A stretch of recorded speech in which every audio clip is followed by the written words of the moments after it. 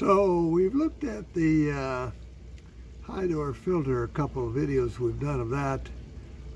Today we're actually going to tear it down. It's been running for over a month now, I believe. I'll have to check the actual time here and get that in the rest of this video. But I want to show you right here. This is the inlet to the filter. So you can see it's dealing with some pretty heavy debris here, and it's going to be real interesting to see how well it dealt with that when we get it tore down. So we'll get to that a little bit later today and show you what we found. So here's where the Hydor has been running since January 8th, so about a month and a half now. And as you can hear, it's just as quiet as can possibly be.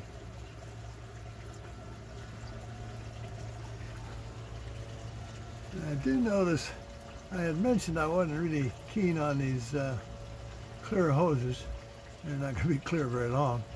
They don't really look too much like algae, although algae can be any number of colors. It looks more like a bacteria, kind of that orange bacteria film color. So I'm not sure exactly why they chose clear hoses. And I had a comment from one of the viewers that he'd had a problem with algae growing in his hoses. So that might be something you'd want to consider upgrading after a while.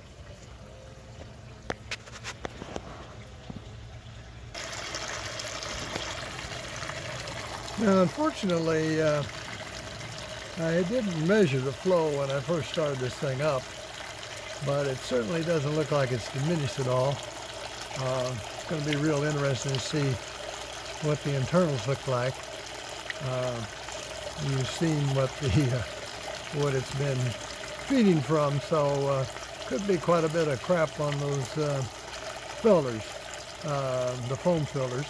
And we're going to hope that not much got past that. So we'll find out here in a moment. We'll get this baby shut down and tore apart and see what it looks like. Okay, so we've got the filter out now and starting to disassemble. You can see the crap on the intake. Let me move that out here in the light and get a little better view. So you can see the kind of stuff it was putting up with. It's pretty cruddy, to say the least. So there's a little bit more stuff than I was hoping to see up here on the top of the filter. Might have been my expectations were a little unreasonable given the amount of crud we were feeding it. But anyway, there it is. We'll go ahead and start pulling these trays out and see how much worse it looks or better as we get deeper into this thing. So there's a little debris on the media, but not too bad. It'll be real easy to wash that off. I don't think any harm has been done, but let's see what the next tray looks like. So here's the second tray, and it's looking a little dirtier. Again, I don't think it's going to be any problem if you were to, if you did have a dirty tank, maybe turtles or something like that. That might be comparable to my koi. If you maintained it probably once a month, I don't think you'd have any real issues getting rid of this stuff before it really started harming the Biohome. And sure enough, the deeper we go, the worse it gets. But once again, I think this will rinse off pretty easily.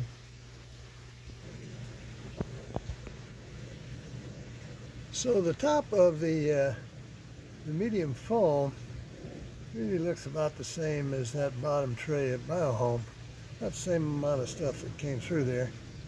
You can see we've got a pretty healthy colony of rotifers going on in here. And after dumping virtually all the water, you can see we got a little bit of sludge down there in the bottom. And again, a whole mess of rotifers. Just having the time of their life down there. They sure like to attach to all these plastic stuff. I see the same thing in my koi pond filters. And they're hard as heck to get off. Well, we'll see if we can get most of them over there. So now let's tear that foam apart and see what we got there. So here's the empty mechanical tray, and you can see quite a bit of crap in there for sure. Here's the bottom of the coarse foam, and it's taken the brunt of it, although it'd be a long time before that rascal really got completely plugged up for sure. And here's the bottom of the medium foam. So we'll snake that fine foam out here in a second, see what it looks like.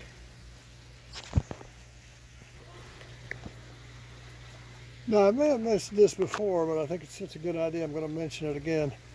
I like these little plant baskets, 10 by 10 baskets, about 6 inches high, I guess. They don't cost a whole lot. You can get them at just about any kind of home improvement shop that sells anything for plants. And what that allows you to do is just take your tray of Biohome out and dump it in there, and that allows it to spread out real nice. And then you can take that, assuming you had a big enough tub, which it doesn't look like I do, but you can just swish that around in your tank water. I got bigger tubs that I could use for this. It would have been a little more convenient, but as you can see, within just a couple seconds, the stuff looks like it's brand new. So, pretty easy deal. That gets there's still a little bit here I need to work on a little bit more, but hopefully that'll give you the idea. So those are real handy. Well, actually, yeah, if I'd have filled the bucket up a little more, I'd have been in business. So maybe I'll do that for the rest of these rascals. Okay, so let us see what our fine foam looks like. Our little spacer, that's interesting here. You can definitely see that the fine foam collected quite a bit of really fine stuff, but obviously there was still more to be had. I wonder what the bottom of this is going to look like. I'll bet it'll be a bit of a mess. Yeah, it didn't look that bad. That's kind of interesting that so much of that accumulated on the top. Don't really know what to make of that exactly. But anyway, there we can see how our mechanical filtration held up. Obviously caught a lot of stuff. A fair bit got through. I don't think anything got by too much by the sides of these because they fit in there fairly tight. Probably a little bit did, but not much. So anyway, it's certainly a nice little filter in my humble opinion. I ran some 406s testing foam filter for quite a while, and the Fluvols, and the little rinky-dink trays didn't impress me a whole lot, and they were pretty loose. Everything was pretty loosey-goosey about that thing, so it bypassed quite a bit of stuff. I think I like this a lot better.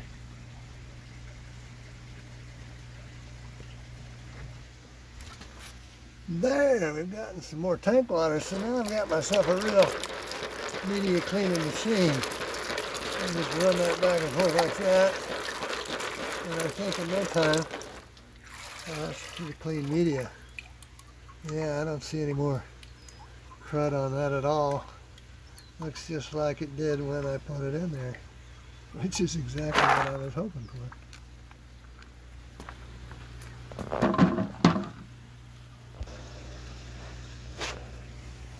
So most people bring out their foam filters in the tank water as well.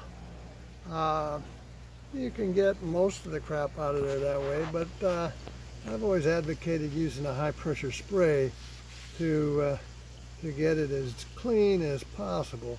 Now in the past, I'd said I wasn't really concerned about wiping out the bacteria there, and that's really true.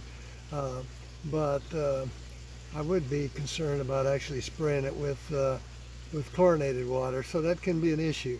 But here, fortunately, I've got a large charcoal filter on my incoming water, because I use RO water in the house for drinking and cooking, as well as I have RO units on the pond and on my quarantine tank. So I've got to get the chlorine out to avoid wiping out those RO units. So I can hook up my hose to my house water and fire away on this baby and hopefully get her just as clean as new. And we'll soon find out here. Give me a second to get my hose going. Now here I have a very high pressure stream, and you can see it's cleaning that up pretty nicely.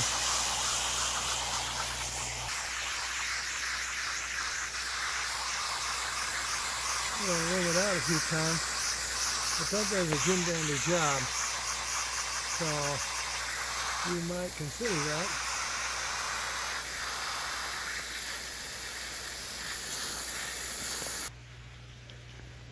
We rinsed out the tray in the tank water and got it pretty clean. There's a couple of rotifer shells still stuck on there, but they're not really going to hurt anything. We'll sterilize the heck out of this thing before we put it up for sale, but obviously that's as clean as you'd need to get it for your routine maintenance, I believe. And so we'll put this baby back together. And there, we've got that tray all put back together, and it looks, I think, just like it did when we put this thing together for the first time. So I'm not going to bore you or myself going through the other two trays, because I'm going to have to thoroughly clean this up in a way you wouldn't want to do. We'll sterilize this media and all of the other parts of this thing, and then that's going to take me some time to do. And then we'll get it up for sale on our site under a special section, and hopefully somebody will get them a real nice filter for a pretty decent price. Okay, so I'm hoping you enjoyed this. Love to hear any comments you have about the Hydor or this whole crazy process. And so until next time, happy fish keeping.